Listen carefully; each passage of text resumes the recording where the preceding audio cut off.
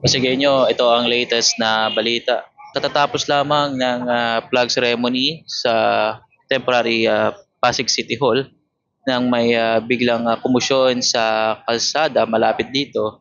Matapos mayroong tumatawid na isang lalaki at nabangga ng Vios na ito.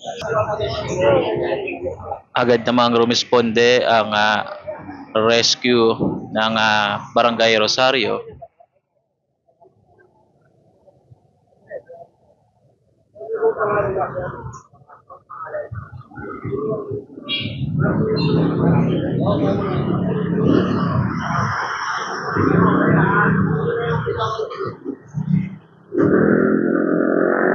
Hindi ko kasi sir nakita talaga ang pangyayari. Yung nakita ko lang, bumagsak na siya pero taob yung pagkabagsak niya. Opo. Kaya siguro yung ulo niya natama sa simento. Yung nga lang sir, pag yung ano ko, malakas kasi ang pagka ano sa kanya, hindi ko alam sabi o bangga talaga. Kasi gilid lang naman sir eh. Pagka bagsak, dyan lang din siya mismo, hindi na siya malbog. Dyan lang din siya mismo. Kaya pagka ano niya, nakaangat ang ulo niya, ginano niya ang ulo niya eh. Sa palagay ko sa simento nakatama yung ulo niya, hindi sa kotse. Nakatayo lang dito. Ngayon siya nakatingin sa kanan. Bigla daw siyang tumawid.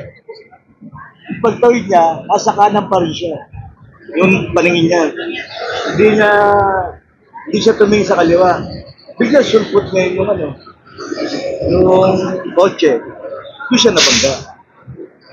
Kaya ang inaano ng driver, ayon sa driver kasi hindi ko nakita pangyayari. Hindi siya nakatingin sa kaliwa. Sa kanan siya nakatingin ng pagtawid. Biglang tawid daw eh. Eh ang akala ng driver, hindi tatawid dahil nakatayo lang siya, naka-steady lang siya rito eh.